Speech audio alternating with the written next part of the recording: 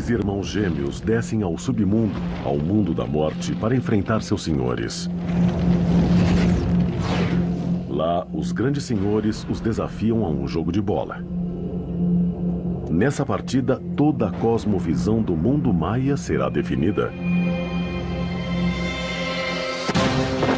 Os mestres da morte querem sacrificá-los, mas eles têm outro objetivo. Pretendem vingar a morte do pai e do tio. Os perdedores morrerão. É o maior relato de aventuras escritos no Popol Vuh, o único livro sagrado dos maias que chegou aos nossos dias. Os nomes dos gêmeos, Hunahpu e Xbalanque. Esta é a história que foi transmitida em 1500 ao padre Jiménez e depois a nós. É um relato de ódios e vinganças, de amores, de filhos que continuam o legado de seus pais, de como os maias interpretavam a criação do mundo.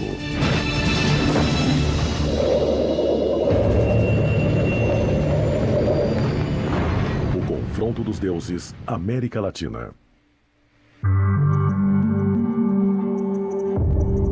Hunahpu e Xbalanque estão frente a frente com os principais senhores do Xibalbá, o submundo dos maias.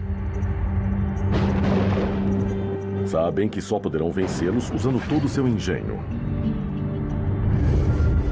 Os gêmeos são poderosos, mas os senhores da morte são muito mais.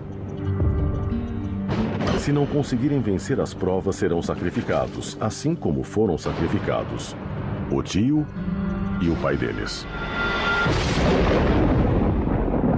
Eles herdaram uma sabedoria, poderíamos dizer, ancestral. E por isso eram capazes de resolver diferentes problemas e desafios. Por um lado, tinham certos potenciais e habilidades, mas por outro também conseguiam implementar e improvisar estratégias que lhes permitiam conquistar seus objetivos. O relato sobre os gêmeos é uma parte fundamental do Popol Vuh, o único livro sagrado dos maias que sobreviveu até nossos dias. É preciso entender que a história dos gêmeos é uma passagem mítica dentro de uma história sagrada maior.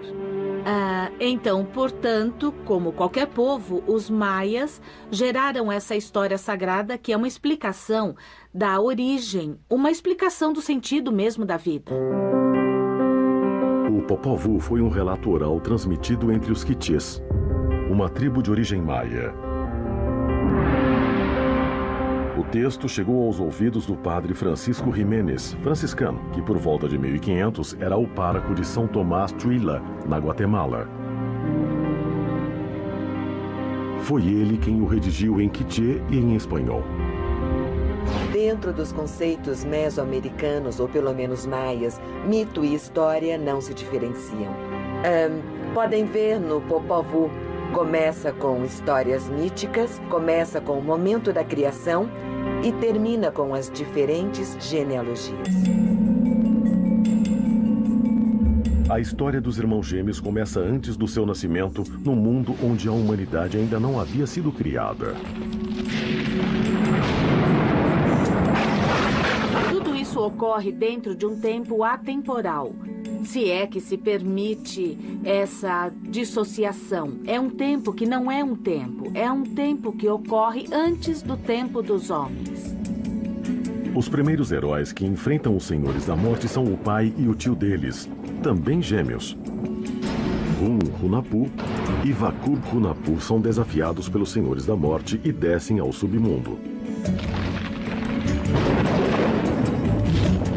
Hunahpu e Wakub Hunahpu precisam descer ao submundo para jogar bola com os deuses. Mas o caminho até o submundo é complexo e cheio de armadilhas. E os pais dos gêmeos não conseguem vencer os desafios. Eles fracassam porque não conseguem passar pelas provas iniciáticas. São humilhados rapidamente ao cair diante das primeiras provas que lhes são propostas. São enganados e são derrotados. Sem nenhuma compaixão, os irmãos são sacrificados pelos senhores da morte. Um dos seres da morte decapita Ron-Hunappu. A cabeça de Ron-Hunappu é escondida numa árvore que imediatamente se enche de cabaças. Se observarem um crânio humano e observarem uma cabaça, verão que são muito parecidos, extremamente parecidos. Então, dizem que escondem o crânio porque se parece muito com o fruto do cabaceiro. Para os deuses da morte, tudo já havia acabado. No entanto, sem saber, estavam a ponto de criar os 2 heróis que derrotariam seu poder absoluto. O relato da cabeça oculta no cabaceiro chama a atenção de uma jovem donzela do submundo, Ishkik. Ishkik é filha de um dos senhores do submundo. É filha do senhor, sangue de um dos 7 casais do submundo.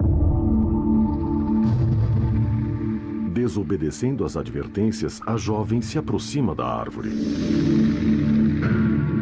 Ishkik ouve dizer que há uma árvore maravilhosa, que tem entre os seus frutos uma cabaça, que é a cabeça de um homem. Então, quando sabe desse fato tão maravilhoso, ela vai ver a árvore. E quando a vê, há uma caveira entre as cabaças. Então, a cabeça de Ron-Hunappu cospe na mão de Ishkik e a engravida. Ele diz algo muito bonito. Na minha saliva te dei a minha descendência. Agora és a responsável de levar adiante minha descendência. Isso também é um arquétipo de todas as histórias sagradas. O herói mítico, digamos, é filho de uma virgem, é filho de uma mulher, a parte feminina do cosmos, pela intervenção divina. A jovem vai ver o pai, que, ao saber da notícia, decide sacrificá-la.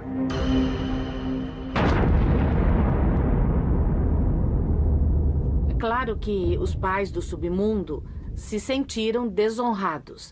É essa ideia de transgressão, de pecado original, ou chamando dentro de outro contexto, de transgressão da norma. Mas, ajudada pelos mensageiros do submundo, Ishkik consegue escapar para a superfície. Ela é, em sentido simbólico, como uma semente que está fertilizada no interior da Terra. E para que consiga sair, precisa subir à superfície terrestre. Então é todo o simbolismo de uma deusa mãe, sempre virgem, que dá à luz, mas não pode dar à luz no mundo subterrâneo. Ishkik vaga pelo mundo até chegar à casa da mãe de Ron-Hunappu. Precisa ser acolhida por sua sogra, não é? A avó, digamos assim, dos gêmeos. Ishkik dá à luz gêmeos. Chama-os de Hunappu e Ishbalanque, nomes que significam mago mestre e bruxinho.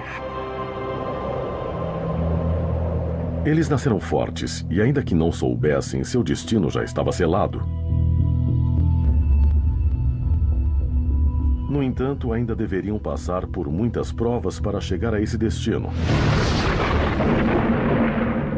Primeiro, teriam de competir com Humbats e Huntuen, os filhos mais velhos de Ron-Hunappu. Humbats e Huntuen são cantores e artistas, aproveitam muito bem a vida, caçam pássaros com zarabatanas, porém, de alguma forma, os gêmeos divinos os suplantavam. Esses deuses, músicos cultos e talentosos, encheram-se de ciúmes e decidiram matar seus irmãos mais novos a qualquer preço.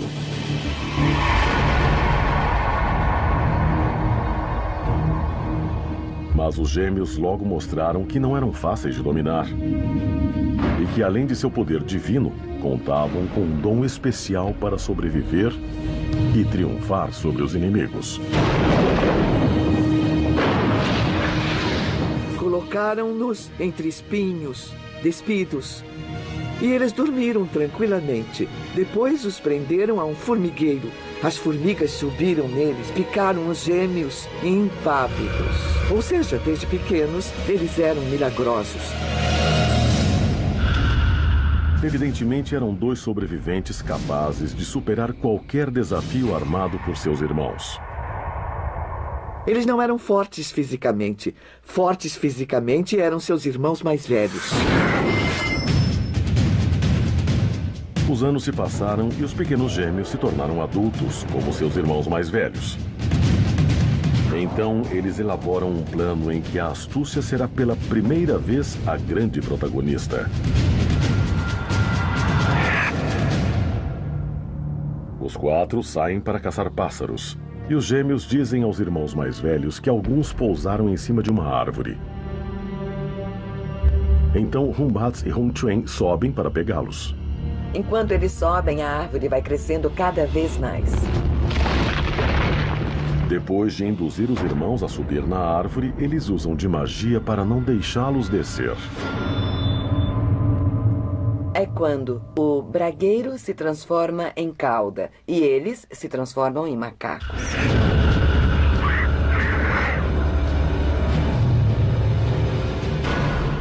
Os gêmeos voltam a usar de astúcia, dessa vez com a avó.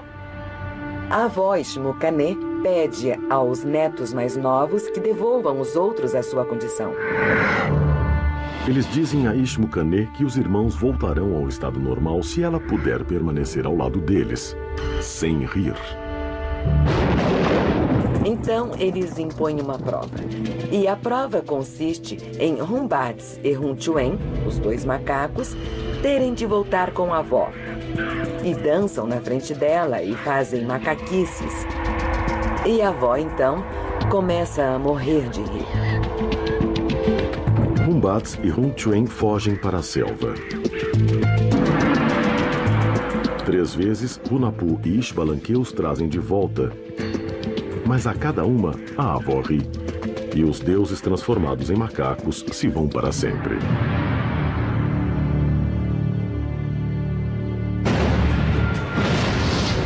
É a primeira vez que os gêmeos recorrem à astúcia para triunfar. Ainda terão pela frente desafios muito mais complexos, em que arriscarão a vida várias vezes.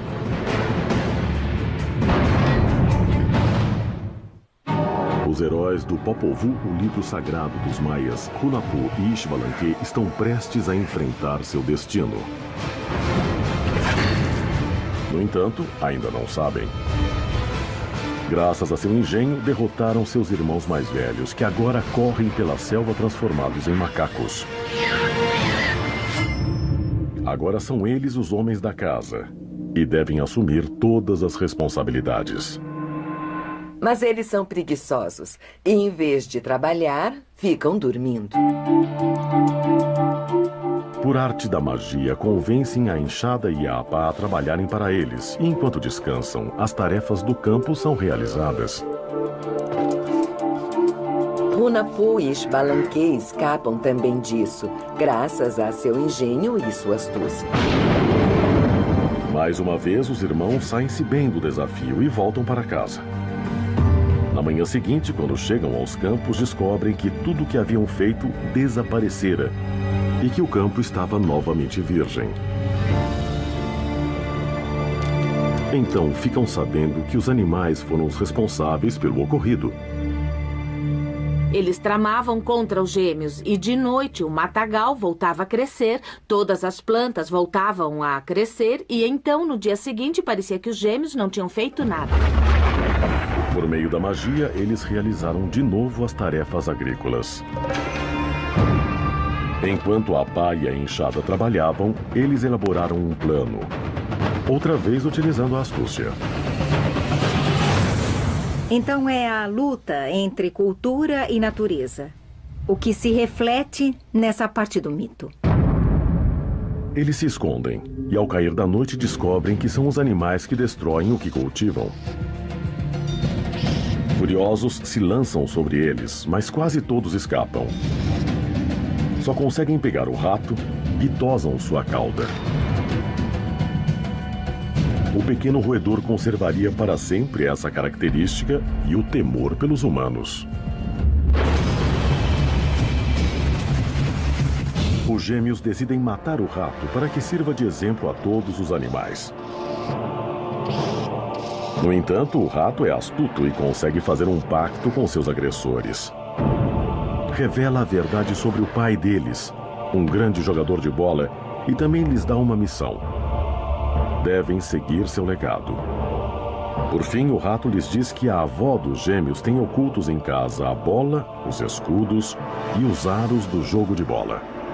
Nesse sentido, esse ratinho do campo, tem muitas características que terão Hunahpu e Xbalanque. A curiosidade, o espírito aventureiro, a transgressão.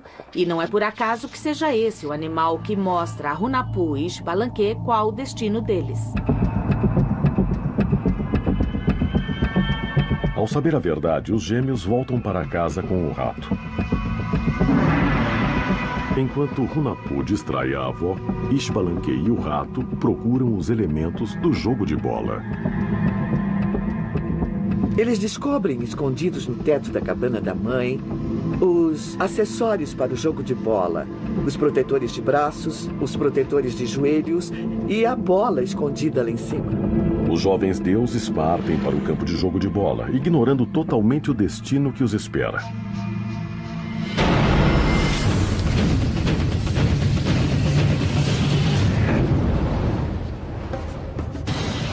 Enquanto isso, em Xibalbá, os senhores da morte estão tranquilos. Já esqueceram os episódios com Hunahpu e Vakup Hunahpu. E acreditam que Ixquic foi sacrificada. No entanto, estão prestes a conhecer a realidade.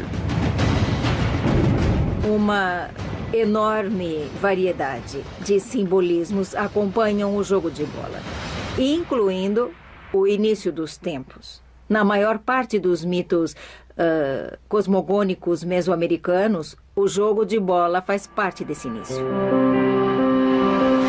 O campo foi preparado pelos gêmeos, que começam a jogar com a bola. É evidente que herdaram a habilidade de seus pais. São dois grandes jogadores.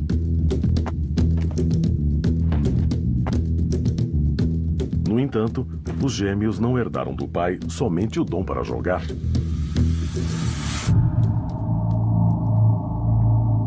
Quando começam a jogar bola, os deuses do submundo percebem. Alguém está nos incomodando lá em cima. Esse movimento não nos agrada, dizem os deuses da morte. Hunahpu e Xbalanque não sabem, mas sob seus pés, sua morte acabava de ser decretada. Os senhores do submundo não sabem quem são seus adversários, mas enviam seus mensageiros com um recado. Desçam ao submundo para jogar bola conosco. Apenas o engenho que já demonstraram, aliado ao seu enorme poder, poderá evitar que os gêmeos terminem como o pai e o tio em Xibalbá. Por meio do jogo de bola, outra vez se unem os destinos de pai e filhos.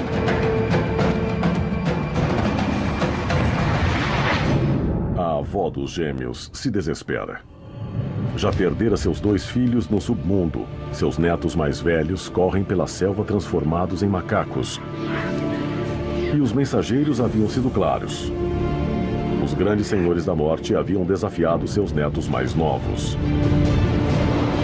Os gêmeos estavam prestes a ter a mesma sorte que o pai e o tio. Enquanto isso, eles haviam acabado de jogar bola e voltavam para casa, sem saber que a sorte estava lançada. Tinham 7 dias para se apresentar no submundo diante dos senhores da morte. Hunahpu e Xbalanque, os heróis do Popol Vuh, o livro sagrado dos maias, jogam bola. Logo se informarão de seu trágico destino. Os senhores da morte estão furiosos porque fazem barulho sobre suas cabeças e decidiram que devem morrer.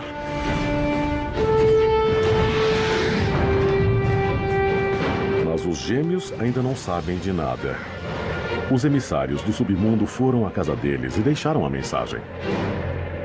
À noite, ao chegarem, os gêmeos encontram a mãe e a avó chorando. Ishkik sabe do que fala. Ela mesma é filha de um dos grandes senhores de Ribalba. E esses mesmos mensageiros foram os que ajudaram a fugir quando seu pai decretou que devia ser sacrificada. Por seu lado, Ishmukane, a avó dos gêmeos, chorou a morte dos 2 filhos quando esses senhores lhes fizeram o mesmo desafio.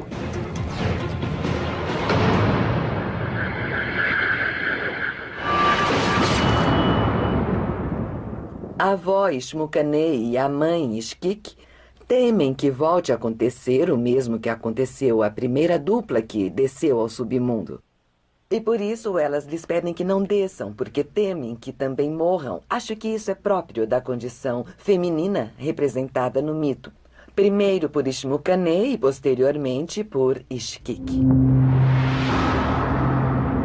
Mas eles têm total confiança de que podem vencer. O papel deles é de vencedores, guerreiros, conquistadores. Cumprido o prazo de 7 dias, os gêmeos pegam o equipamento para jogar bola e partem em busca da porta do submundo.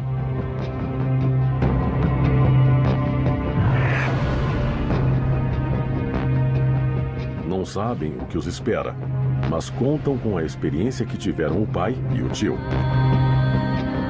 Estão confiantes e acreditam que não cometerão os mesmos erros. Ishmukane e Ishkik ficam em casa. E nos dias seguintes, só saberão da sorte dos gêmeos por meio de juncos que plantaram. Já na porta do submundo começam as primeiras provas para Hunahpu e Ishbalanque. Ingressar no mundo dos mortos não é simples. Todos que já entraram numa caverna sabem as sensações que se tem nesses espaços escuros e confinados. Entrar nesses lugares é querer chegar a espaços que estão mais além do nosso cotidiano. Primeiro tiveram que passar por vários rios. Passaram por um rio de água, por um rio de pus, um rio de sangue, e tiveram que passar por um outro rio, onde as terras ficavam se juntando constantemente, e tinham que passar por todas essas provas habilmente. Os gêmeos passaram pelos rios encantados e já estavam sob a terra a caminho de Ribalba, prestes a enfrentar a primeira prova em que seus antepassados haviam sido derrotados. Dependia só deles mudar a sorte. Então eles descem à região da morte, os 2 gêmeos, porque esse é o seu destino. Jogar bola com os deuses da morte. Mas os deuses da morte lhes impõem várias provas. De repente, eles se deparam com uma dificuldade. 4 caminhos se abrem diante deles. Um caminho negro, um vermelho, um branco e um amarelo. Todos os convidam a seguir por eles, e eles não contam com muito tempo. Devem tomar a decisão certa e com rapidez. Sabemos, por outras fontes, que o oeste era negro, o leste era vermelho, o norte era branco e o sul era amarelo. Cada caminho era uma porta de acesso a Ribalba. Mas só um os levaria diretamente aos Senhores da Morte. Entrar pela porta correta era um sinal de respeito. Era saber chegar e se movimentar no submundo. O problema era que ninguém que não fosse do submundo e conhecesse seus segredos podia superar essa prova. Era claramente uma armadilha.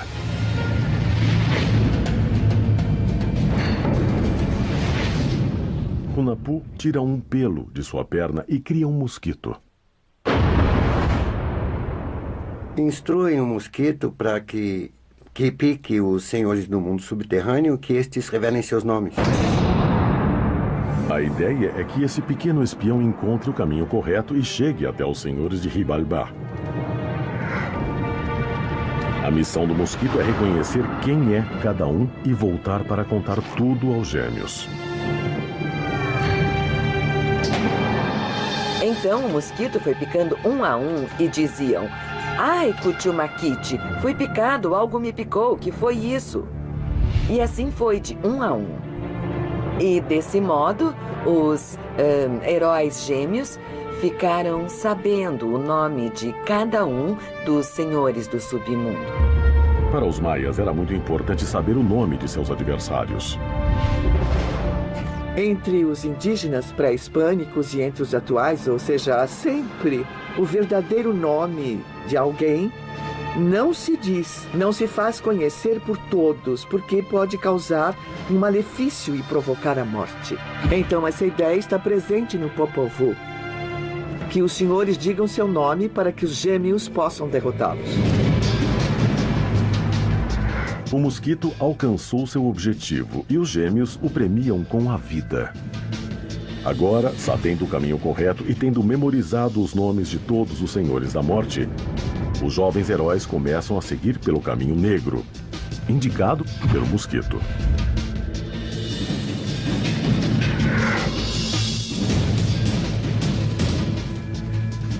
Escolhem desde o começo o caminho adequado e veem de que modo se desviar dos perigos, de que modo se desviar das provas a partir dessa dose de astúcia, de inteligência e engenho.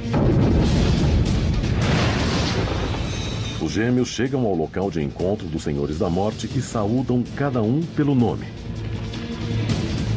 Os senhores do submundo ficam pasmos. Foram derrotados no primeiro desafio.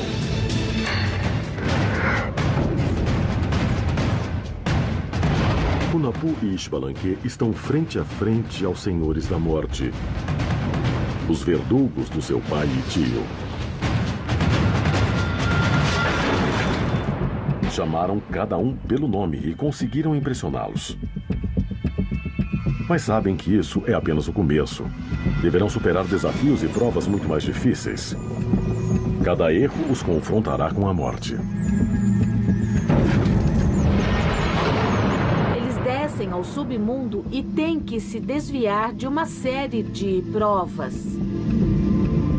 Os gêmeos chegaram ao submundo pelo caminho correto e chamaram cada um dos Senhores da Morte pelo nome. Valeram-se de um mosquito para isso. Mesmo surpresos, os Senhores da Morte estão prestes a introduzir as verdadeiras provas. O submundo está cheio de casas, cada uma com um horror e um desafio diferentes. E os gêmeos deverão passar por todas elas. É como um ritual iniciático. O que está se pondo à prova, mais uma vez, é a sabedoria, a habilidade dos gêmeos. As casas de tormento às quais o mito se refere também se refere a instâncias territoriais, digamos, do mundo subterrâneo que também mandam animais que estão intimamente relacionados com o ambiente em geral. Prova é a mansão tenebrosa ou escura. Dão a eles um charuto que eles têm que manter aceso o tempo todo sem que acabe. Os senhores estão confiantes de que não passarão pela prova e que poderão sacrificá-los na manhã seguinte. O charuto dos pais deles, é claro, acabou e por isso foram derrotados. Devem passar a noite toda em vigília. A prova é praticamente impossível de ser completada. Então eles recorrem à astúcia, recorrem sempre à ajuda dos animais. Quer dizer, Hunahpu e Xbalanque são heróis enquanto têm a cooperação e a ajuda do ambiente. E nesse ambiente, os animais são fundamentais.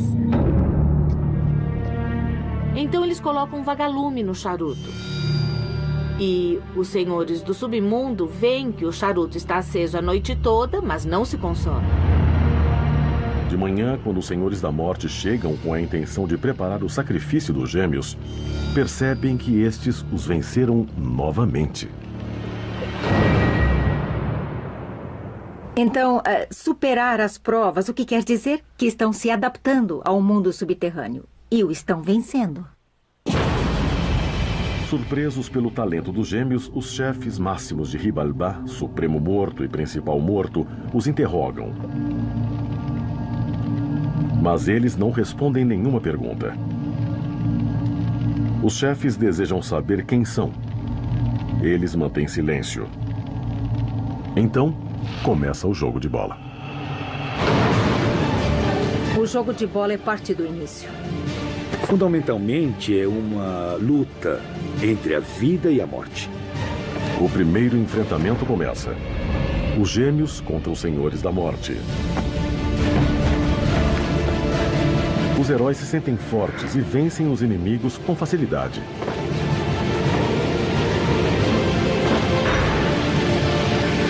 Os senhores de Xibalbá estão assombrados, mas não vencidos. Ainda guardam outras surpresas para os irmãos.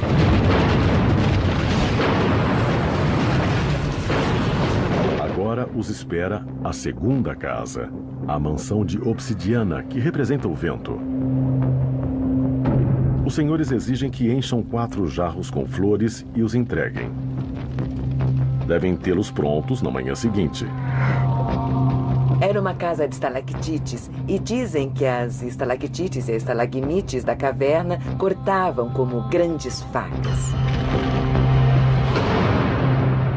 Todas essas entidades animadas ou inanimadas finalmente exerciam ações e tinham uma vontade própria. A obsidiana é a pedra com a qual os povos americanos faziam as pontas das flechas e as lâminas para os sacrifícios. A mansão está cheia de flechas que tinham ordem de ser implacáveis. Penetrar os corações de quem entrasse. Os gêmeos conseguem chegar a um acordo com as flechas. Dão-lhes a liberdade de atacar diferentes animais e saem ilesos. Venceram o segundo elemento, mas ainda não encontraram um modo de encher os 4 jarros de flores e o tempo se esgota. Como mandam as formigas apanhar as flores que eles haviam dado, como fizeram com os pais deles, para que caíssem numa armadilha, mas eles mandam as formigas trazer essas flores, e o Popol Vuh está cheio de astúcias, cheio de façanhas dos heróis gêmeos desse sentido, e tem a ver, repito, com a qualidade da vida.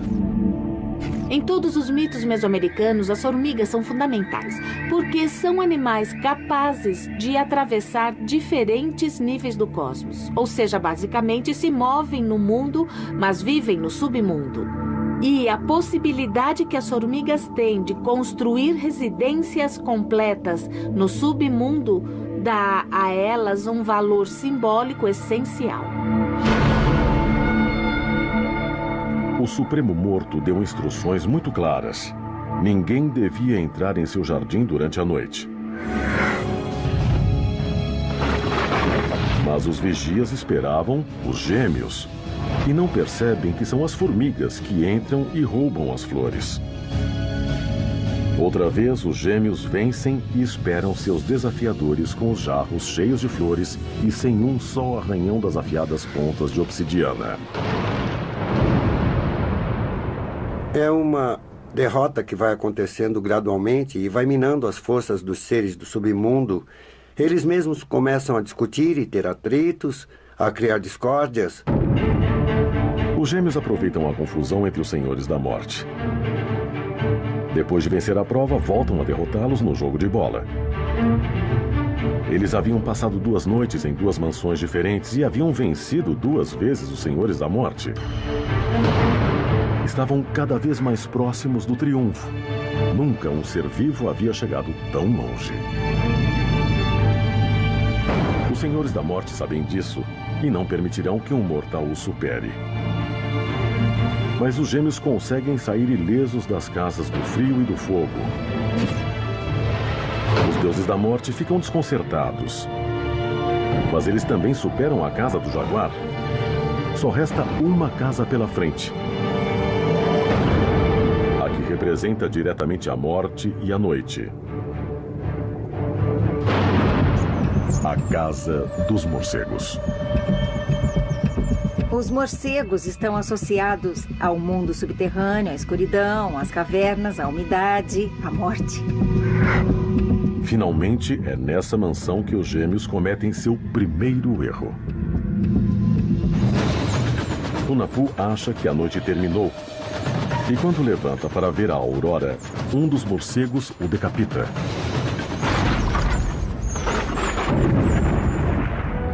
O morcego está muito associado na cultura maia com a decapitação. Existem outras imagens em que o morcego é o grande decapitador. Para os maias, o morcego não é um vampiro, mas é um habitante comum das cavernas. Então, o simbolismo das cavernas está relacionado com o submundo e com o sacrifício por decapitação. Os senhores da morte se alegram com o ocorrido e estão prontos a enfrentar Ishbalanque no jogo de bola.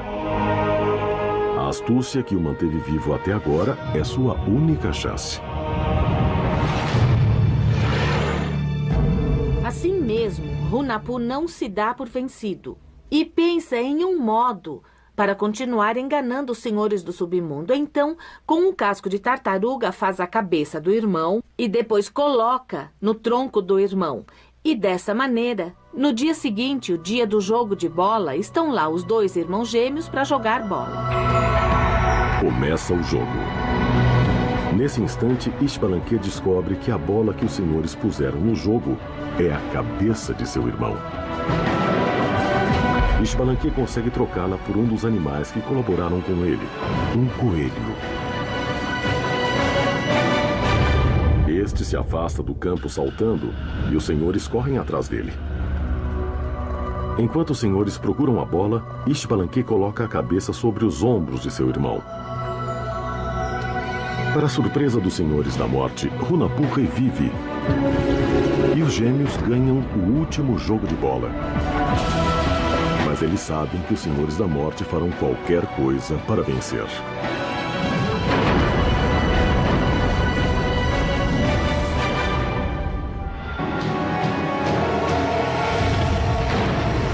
Os heróis do Popol Vuh, o livro sagrado dos maias, estão no submundo, o chamado Xibalbá. No último desafio, Hunahpu foi decapitado e precisou ser ressuscitado. Não lhes restam forças e os senhores da morte estão decididos a qualquer coisa para vencê-los e poder sacrificá-los. Os senhores de Xibalbá estão furiosos e não têm mais paciência para continuar com jogos e desafios. Assim, convocam os adivinhos para saber o que devem fazer para matar os irmãos. O que os senhores de Xibalbá não sabem é que os gêmeos já deram instruções aos adivinhos.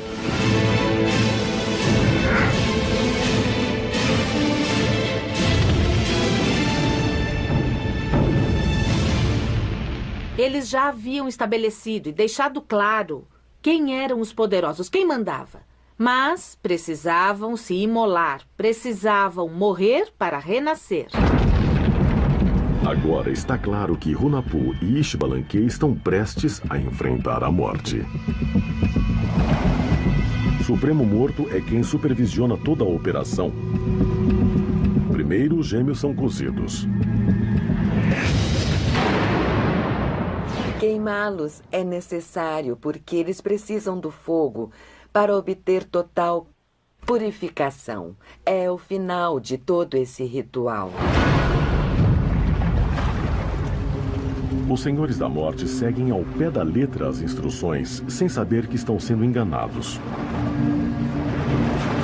Depois de queimá-los, devem moer os ossos como se fossem milho.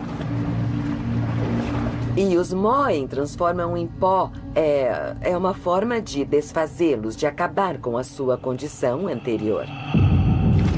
Já viraram pó. As instruções estão prestes a chegar ao fim. E já transformados em pó, são lançados em um rio. Para os senhores do submundo, não há dúvidas de que os gêmeos estão mortos e que eles venceram.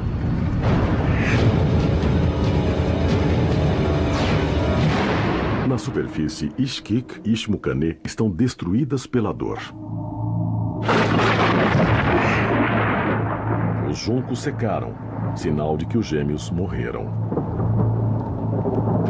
Os senhores de Xibalbá estão exultantes. Finalmente conseguiram matar os irmãos.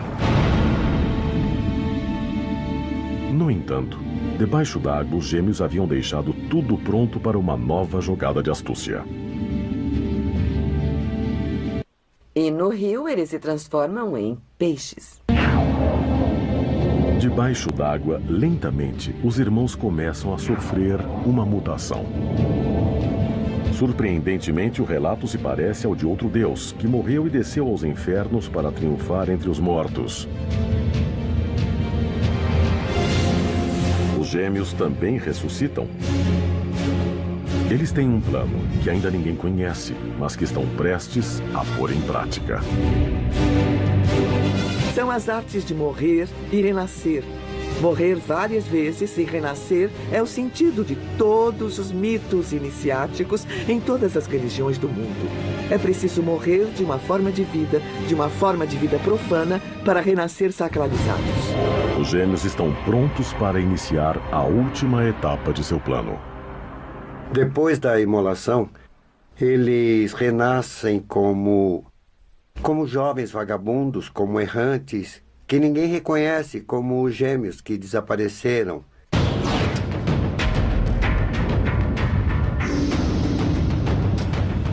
Os gêmeos começam a percorrer os povoados, fazendo seus truques.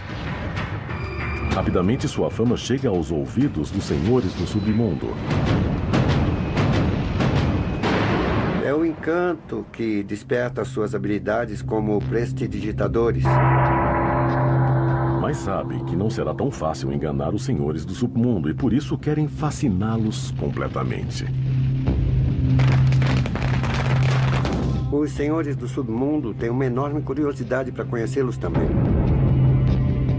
Eles rapidamente se entusiasmam e mandam chamar os jovens magos para ver os seus prodígios. Hunahpu e Xbalanque regressam ao reino de Xibalbá. Entre os senhores da morte, nenhum os reconhece.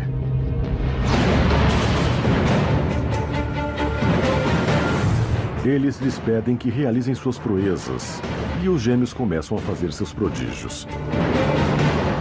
Primeiro queimam a casa do Supremo Morto e a resgatam intacta. Os senhores estão maravilhados. Não fazem ideia de que o plano dos gêmeos está a ponto de se concretizar. Então os gêmeos dobram a aposta e fazem seu número principal várias vezes. Esquartejam um deles, que volta a ser como era anteriormente. Todos ficam assombrados com a proeza. Finalmente, Hunahpu e Xbalanque ouvem o pedido pelo qual esperaram a noite toda. Estão com os senhores do submundo fazendo todas essas proezas, e então os senhores do submundo se entusiasmam e dizem: por favor, façam isso comigo também. Hunahpu e Xbalanque seguram as facas de obsidiana e estão prontos para realizar o sacrifício. Nunca antes alguém teve nas mãos os senhores da morte desse modo. E eles sabem. Também estão cientes de que é praticamente impossível enganá-los totalmente. Precisam manter o plano à perfeição até o último segundo. Dessa vez, a astúcia dos gêmeos ultrapassou todos os limites. E os senhores de Xibalbá realmente estão entregues. Então, começa o sacrifício.